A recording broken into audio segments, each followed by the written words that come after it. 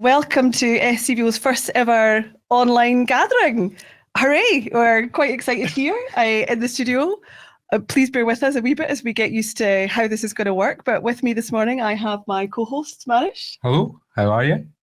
And we also have Anna Fowlie here with us this morning as well. Hi, good morning.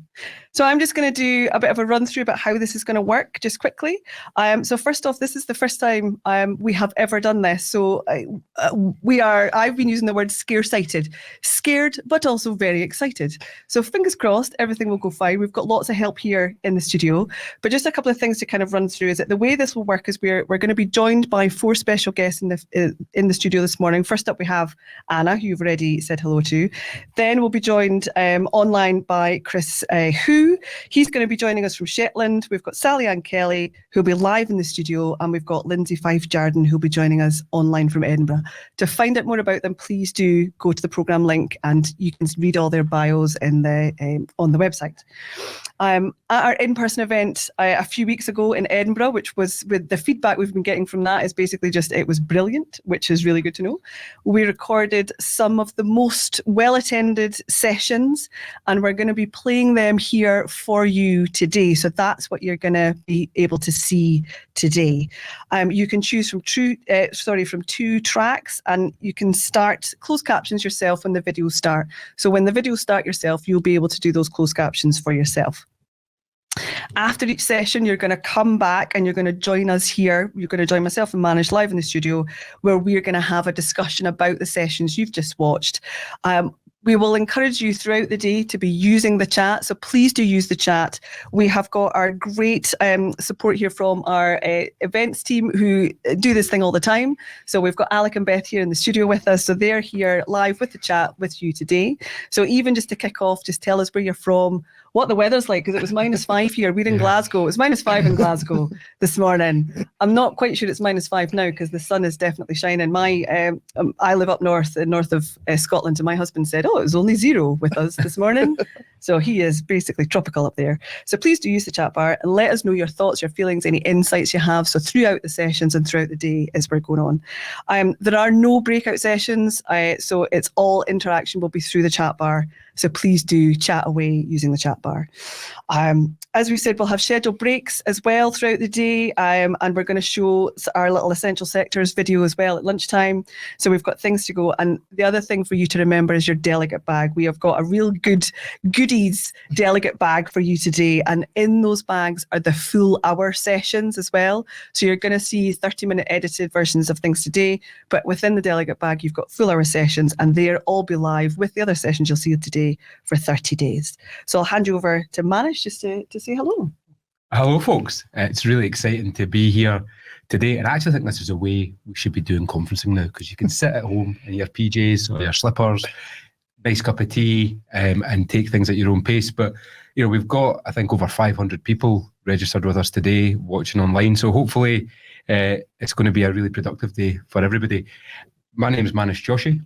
I'm the Chief Executive of Strathclyde Students' Union. I'm a charity trustee. I'm a former trustee of SCVO, where I very much enjoyed my time.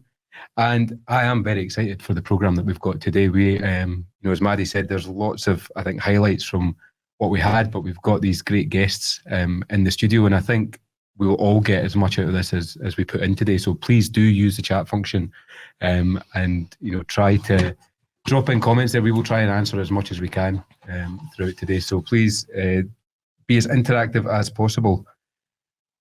And we're going to kind of start by having a chat with Anna here in the studio. Yep. Anna, welcome. Great to have you with us. Thank you, Manish. And I have to say, I was really pleased the gathering was live rather than being sitting at home in my slippers. But so I think we'll do a bit of both. I think that's the way forward. So good morning, everyone. It's really great to have so many people joining us online, and we had lots of people joining us in person, so it's really good to be able to offer that combination. I want to welcome everyone to our first ever gathering extra, as Maddie said, and I think scare-sighted is my new word. Feeling a bit like that myself. But I know it's going to be a really interesting day. And this year, I think we were really pleased that the gathering was back in person and in Edinburgh for the first time since 2009. We had the full exhibition programme, we had all the events, and it was the busiest one that we've ever had. So it was just a lovely buzz. And obviously that doesn't really work in a hybrid format because we've had people talking about a hybrid gathering. So that's why we're trying this, as Maddie said. So just a new and different way of mixing those recordings from the day and the live speakers. And it is an opportunity. I would just stress what Maddie said. Do interact using the chat because it is a chat. It should be an interactive session, and we hope that we'll get a lot out of that, and you will get a lot out of that too. So I'm never tired of saying the gathering is the largest free to attend event for the voluntary sector in the UK, and the gathering extra is free for delegates too. And we can only do that because we have great sponsors. Keegan and Pennykid are our headline sponsors. They're great supporters of our sector in Scotland and across the UK.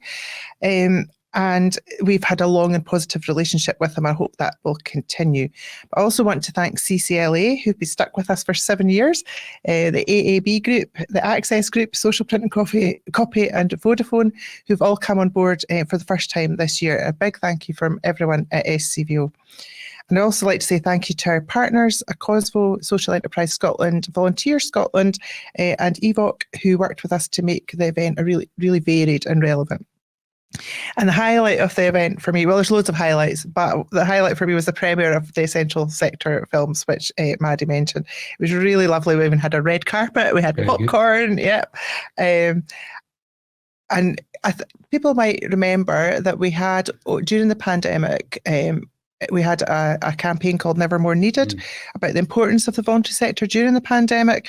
But we wanted to keep that up, the focus on the value, the diversity of the sector, but to kind of move on from that COVID experience and into whatever normal looks like these days. So that's why we've come up with the Essential Sector campaign. And we've worked on that in partnership with Cosvo, the Chartered Institute of Fundraising, Evaluation Support Scotland, Social Enterprise Scotland, and the TSI Network and Volunteer Scotland.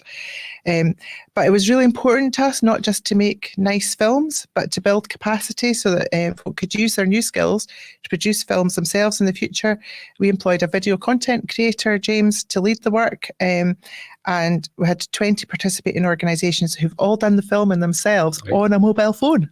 The quality was amazing. The quality is amazing, the quality isn't it? is really phenomenal. Absolutely. And I think one of the things I took away from watching the film was just how much it captures the joy. Absolutely. There was a lot of joy, just like really organic joy, and it was amazing to watch it. It's great, and they'll be able to do that. In fact, they are already doing that, continuing to use those things for their own. So we feel like it's been less extractive and more kind of I don't like co-produced, but that feeling of kind of sharing out skills. And obviously Media Co-op did the training, and they're big friends of SCVO, and they've done fantastic work on the mobile phone filming. So we really want to make sure that we really show the diversity of the sector and the impact that it has. And you'll hear more, there'll be much more coming out from the Essential Sector over the next few weeks. But we're highlighting films on a Friday, so you'll see that on all our socials. And as Maddie said, we've got a compilation film that you'll be able to see in the break during today's session.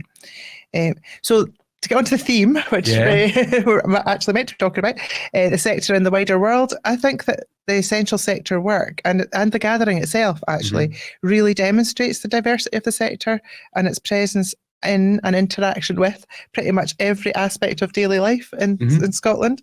It's not just there for emergencies, though of course that's really important and it can be life-saving, but it's there to make our communities better places to live, to bring income and jobs into local economies, to grow skills, confidence, enhance well-being, pretty much everything you can think of. But of course, we've been impacted in the sector by all the external factors that everyone else has. Economic issues, climate change, cybercrime. There must be some cheery things. Really struggling to think of what those cheery things might be. It's been a really challenging number of years, and I think you talk about the Never More Needed campaign. It feels like we could have just kept that running because in so many ways we are just in perma-crisis, aren't we? We are. Whether it's local, national, or globally. Indeed. There's something in the media. There's something happening in communities. You know, we've seen even the start of this year, like it felt like that flood season started earlier for the people up in Beacon and other parts of the world. And the third sector is the first often service that's there. We've got the emergency services doing a great job, but without the third sector in there, I think it'd be really challenging. Yep. So, and it's a social aspect. So a colleague or my counterpart in Australia was talking to us recently. We have international calls every so often with our fellow sort of sister organisations across the world, and he was talking about how after a big crisis, like it was wildfires, bushfires in Australia, but it could be flooding here or whatever, then the system rebuilds the physical infrastructure. So we rebuild roads, we rebuild bridges, houses. We don't rebuild the social structures. And actually what really worked in Australia with the immediate response to the bushfires was folk music clubs, surfing clubs. It was all the people who in their communities already had a loose structure for getting together. Which reminds you of the start of the pandemic. We had loose structures, but suddenly you've got a new thing that you need to deal with. And that's what they did. They help people, but we don't rebuild those social structures. And that for me was a light bulb moment. I thought, and it's because I think because it's easier to think, how do you rebuild a bridge than how to, but actually it'd be so much cheaper. I mean, you do still have to do the bridge, of course. Of course, but that impact in terms of people's mental well-being, their physical well-being, I think is massive. You're obviously in lots of cross-sectoral meetings with government, with other agencies. What is the view of the third sector across all of those? Like, how are we viewed by government and others? There's 100 answers to that. Right. So I think it depends on the situation. I think we saw at the start of lockdown, for example, there was suddenly the third sector's amazing, the voluntary sector does amazing things, pivoting and agile and all those kind of words. Our local authority chief exec said, we're a tanker, you're a speedboat. And I thought that was really nice. But at other times it'll be like, oh, what are you talking about? You're just, the nice to haves. And, actually what's really, really important is big business, or it's community business, or it's the state, because public services are very, very important, as if we don't provide public services. So we provide all of those things in the sector. We have retail, we've got theatres, we've got, youth work, we've got transport, all of those different things. So I think it very much depends on the setting. But I do think sometimes we're valued in words, but we're not often valued in actions. That would be my sense. And I think the kind of interaction with the private sector is particularly sporadic.